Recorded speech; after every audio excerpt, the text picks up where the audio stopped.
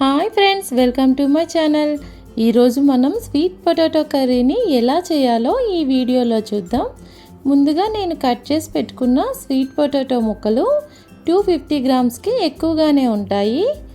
Next ఒక చిన్న నిమ్మకాయ సైజ్ అంతా చింతపండు అనమాట, మనం వాటర్లో నానబెట్టి పెట్టుకోవాలి. ఒక పెద్ద నిమ్మకాయ సైజ్ అంతా బెల్లం తీసుకోవాలి.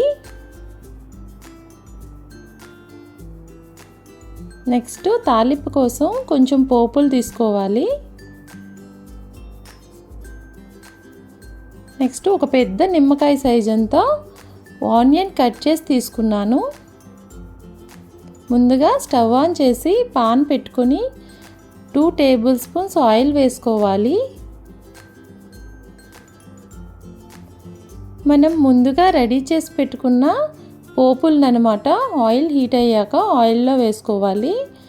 జీలకర్ర, ఆవాలు, శనగపప్పు, మినప్పప్పు, 2 ఎండుమిర్చి అనమాట తుంచి వేసుకున్నాను.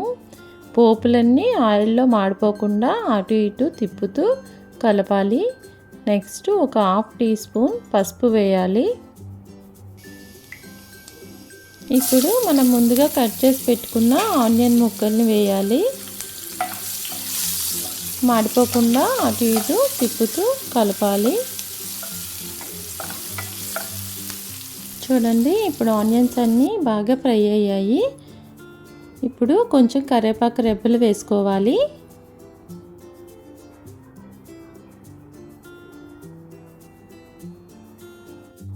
నెక్స్ట్ మనం ముందుగా కట్ చేసి పెట్టుకొని ఉన్న స్వీట్ పొటాటో ముక్కలన్నీ వేసుకోవాలి. చక్కగా అటు ఇటు తిప్పుతూ కలుపుకోవాలి.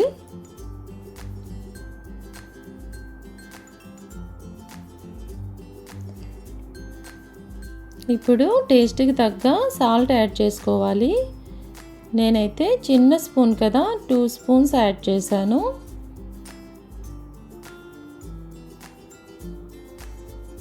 సాల్ట్ యాడ్ చేశాక ఇంకోసారి అటు ఇటు తిప్పుతూ కలుపుకోవాలి. ఈ స్వీట్ పొటాటోస్ అనమాట హెల్త్కి చాలా మంచిది. బాయిల్ చేస్తే పిల్లలు అంత ఇష్టంగా తినరండి. ఇలా కర్రీ చేసి పెడితే పిల్లలకి చాలా నచ్చుతుంది, ఇష్టంగా తింటారు.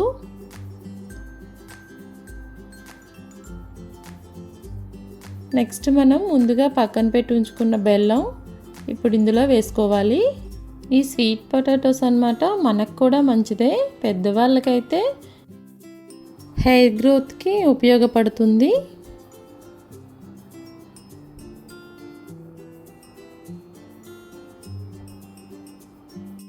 బెల్లం అంతా కలిసేలా ఒక 2 మినిట్స్ పాటు కలుపుకోవాలి.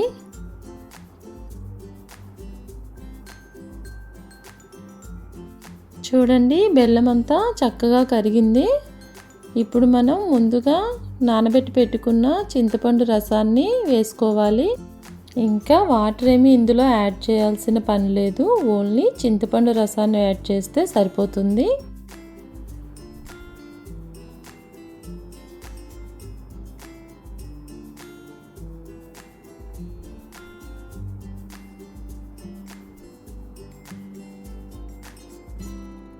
ఇప్పుడు మన టేస్ట్కి తగ్గ చిల్లీ పౌడర్ని యాడ్ చేసుకోవాలి. నేనైతే 2 స్పూన్స్ చిల్లీ పౌడర్ని యాడ్ చేశాను.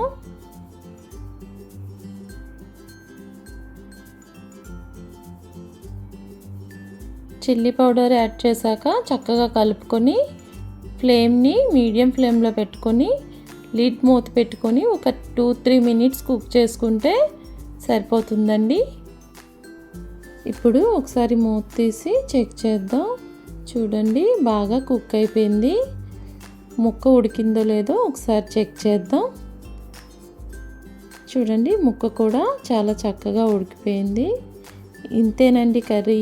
ఒకసారి మీరు కూడా ట్రై చేసి టేస్ట్ ఎలా వచ్చిందో నాకు కామెంట్ చేయండి. Thank you for watching.